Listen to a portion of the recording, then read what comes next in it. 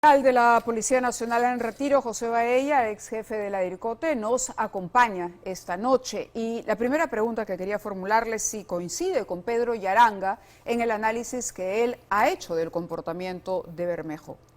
Sí, Mávila, coincidimos porque sabemos que Bermejo es una persona congresista investigado actualmente por delito de terrorismo, por pertenencia o afiliación a una organización terrorista, en este caso por haber ingresado el año 2008-2009 al BRAE. Y lógicamente ya sabemos que dentro de ese proceso nuevamente se va a realizar el proceso. Correcto, pero el proceso no ha terminado. No ha terminado. No ha terminado. No podríamos calificar o sentenciar a Guillermo Bermejo en este momento. ¿Qué le dice el hecho de que participe en este tipo de reuniones y que ya anuncie un nuevo partido? Cuando él habla, por ejemplo, de que no se trata del partido de Bermejo, de que lo que él quiere es preparar cuadros, ¿cuál es su interpretación? Mire, Bermejo es una persona muy hábil. Él ha formado un partido político con miras al 2026, ya se autoproclamó él como candidato. Para yo hacer ese camino, él tiene que hacer hitos. Y uno de los hitos principales de lo que está haciendo él, llegar a la juventud a través de las escuelas populares que hace a nivel nacional. Y eso es peligroso porque están... ¿Hay escuelas populares? Hay escuelas populares, hay escuelas populares. Hay escuelas populares que él las realiza, escuelas políticas que le llama él, que las realiza a nivel de Lima y a nivel de provincias. Está inyectando en la cabeza de los jóvenes el prosocialismo, ¿no? Hablando de Mariátegui, Che Guevara, más Lenin. Su tema es el socialismo para él. Él cuando fue detenido en la DIRCOTE y se le tomó su manifestación, él era miembro del movimiento Todas las Voces. Y ahora su nuevo partido se llama Voces del Pueblo. Sí, entonces, o Voces para el Perú. Voces para el Perú. Sí. Es una coincidencia, ¿no? Pero todo conduce al socialismo. ¿Y él para qué viaja a México? Viaja a México casualmente para seguir en ese tramo, en esa estrategia que tiene. ¿Cómo va a fortalecerse un partido político? Por un nacimiento político, un respaldo político a nivel internacional y un respaldo económico, financiero. ¿De dónde van a venir? ¿De Venezuela o de Cuba? Eso es lo que está buscando él. Y lo grave, pues, que en otro gobierno pues, democrático sería diferente, ir a reunirse con un delincuente terrorista, miembro del MRTA, que es convicto y confeso secuestrador de un empresario y un ministro en Bolivia, que ha estado cumpliendo una pena ya. Pero ¿cuáles serían los planes de Bermejo? ¿Tener un partido socialista o ir más allá? No, definitivamente un partido socialista. Un partido socialista. Él es claro su camino al socialismo. Él es muy admirador del Che Guevara, del marxismo, del leninismo, hasta ahí llega. Correcto, pero una cosa es tener un partido socialista y otra cosa es ser filo, senderista o terrorista. La situación está de que tenemos que descubrir y tenemos que, en este juicio se tiene que evidenciar cuál ha sido el motivo de que él ingresó al BRAE para hablar con el camarada José. ¿Qué ha tramado con el camarada José? Y para mí, en un análisis de inteligencia, por favor, en un análisis de inteligencia, es la situación del problema de los cocaleros en el BRAE. Esa es una... Bueno, Guillermo Bermejo es el vocero de los cocaleros. Y como dijo la nota bien, es el asesor del presidente Castillo en este tema. Y es contrario a la erradicación, por completo a la erradicación de la hoja de coca. Él es partidario de legalizar toda la comercialización. Así es, y él es un incluso de desaparecer en ACO. De desaparecer, y él es un asiduo concurrente a Palacio de Gobierno en este tema. Y recordemos que el presidente en su campaña prometió parar la erradicación, y eso es lo que están haciendo. Eso es lo que están haciendo. ¿Y usted cree que Pedro Castillo avala estas intenciones políticas de Guillermo Bermejo? Yo pienso que sí, porque es su asesor. Porque el presidente está, por otro lado, también tratando de crear y darle forma a su propio proyecto político. A su propio proyecto político, pero tiene como asesora de Bermejo, y Bermejo, los cocaleros del BRAE creen en Bermejo, porque de una u otra manera ha parado esta situación de la erradicación. Usted ha dicho algo interesante cuando habló de las escuelas. Así es. ¿Esa es información real? ¿Se ha cuantificado cuántas escuelas, cuántos jóvenes participan de ellas, dónde funcionan? Los servicios de inteligencia, y especialmente en este caso la unidad especializada en delito de terrorismo, es la que hace el conteo de esta situación, hace el seguimiento. No creo que la DINI ni Digimin lo hagan, bueno, DIRIN de repente, pero... Pero usted lo puede afirmar así como lo está haciendo ahora. Él está haciendo trabajo ideológico, especialmente en los jóvenes. No sabemos, como le digo, si esto va más allá de la formación de un partido socialista, pero podría, a ver, esta reunión con estos personajes tan cuestionados, ¿no? En el extranjero sería, como usted ha dicho, para conseguir únicamente financiamiento o algo más. Yo creo que lo que está buscando es, de alguna forma, que el Perú sea un narcoestado. ¿Y por qué? Existen indicativos de inteligencia que Serna Ponce trabajó en Bolivia y trabajó para un diputado del MAS. ¿MAS de qué partido es? De Evo Morales. Entonces estamos hablando de un proyecto que no es un proyecto solo nacional, sino que está coordinado desde su lectura. Desde mi lectura. Claro, con otros que van en el mismo sentido en otros países. Ya no hablamos solamente de, usted mencionó antes, Venezuela, Cuba, ahora hablamos de Bolivia, hablamos además. De Bolivia también, claro, hablamos de Bolivia. Por el lado cocalero. Por el lado cocalero. Por el lado, se estanca la erradicación. ¿Quiénes van a ser los beneficiados? El camarada José, económicamente, y los traficantes de drogas. ¿De dónde va a salir esa droga? Bolivia también produce droga. ¿Dónde van a salir las avionetas que salen del Perú a Bolivia? ¿Quién las va a controlar? Si no hay erradicación. Y qué coincidencia que este miembro del MRTA también ha trabajado en Bolivia y ahora está reunidos en México. ¿Para qué? ¿A qué ha ido a hacer? ¿Qué ha ido a buscar?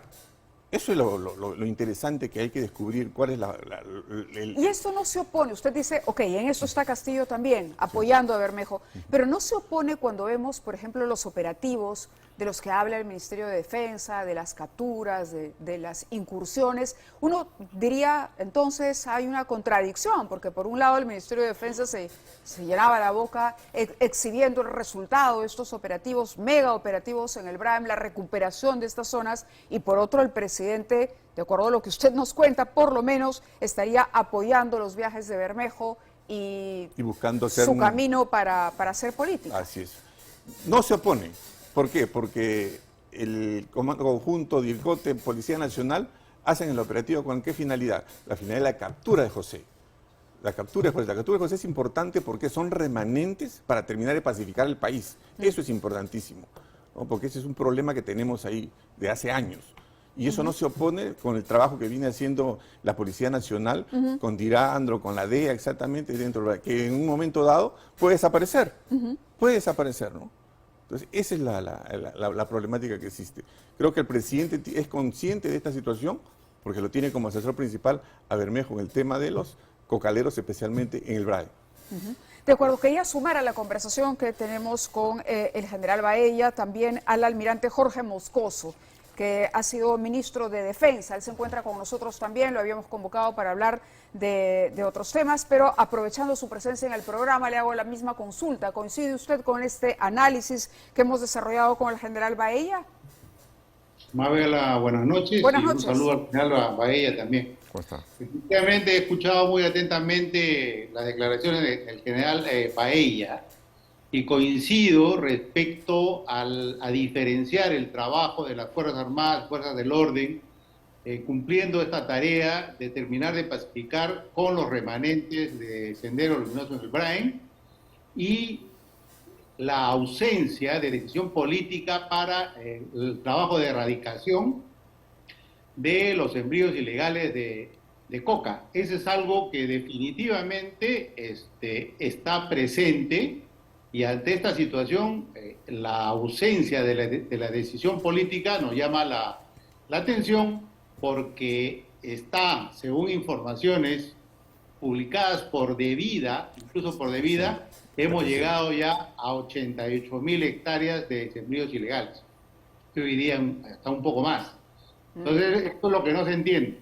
Aumentan los sembríos de coca y hay una indefinición respecto a la política de Estado para poder controlar esta situación, ¿no? De acuerdo.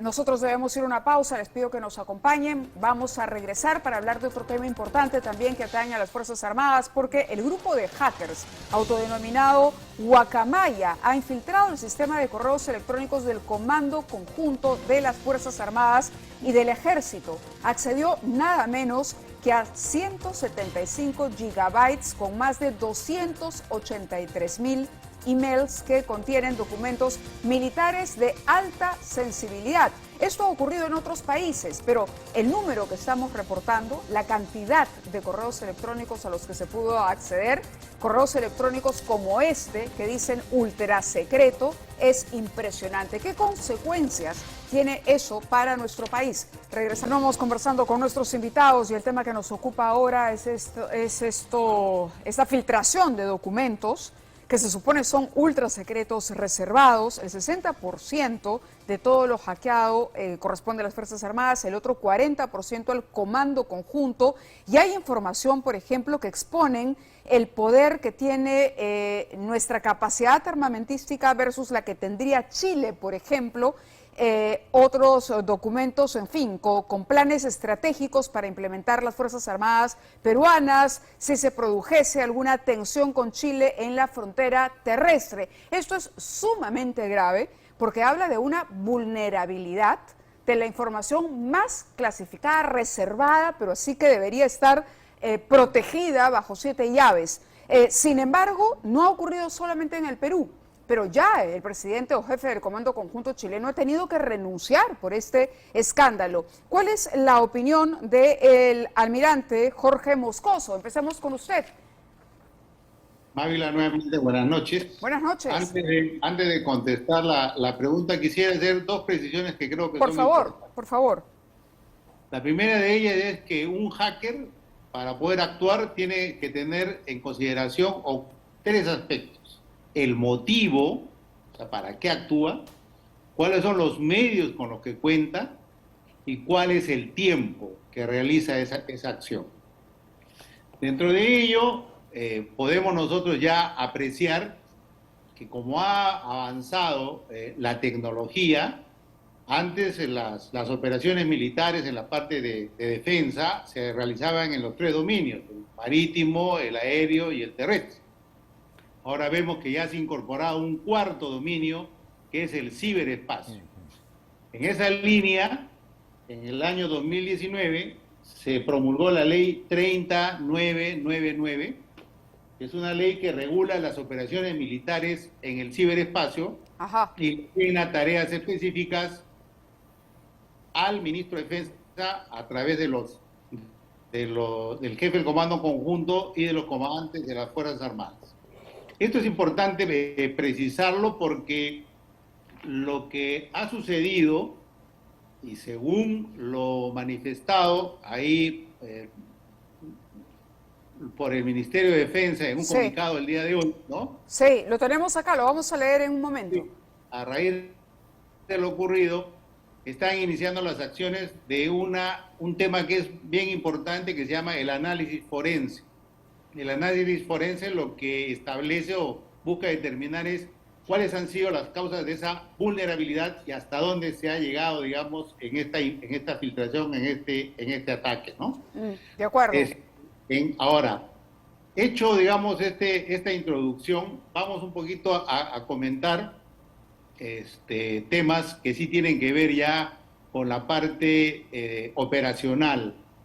Los planes militares, aquí el general Baella, creo que conoce también muy bien porque lo hacemos también en la policía, sí.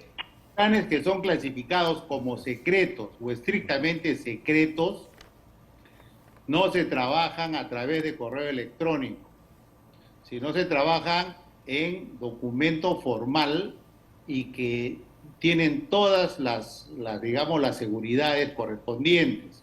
Entonces, lo que aquí aparentemente, y debe dar el resultado de este análisis forense, lo que ha habido es una aparente vulneración al servidor de correos electrónicos.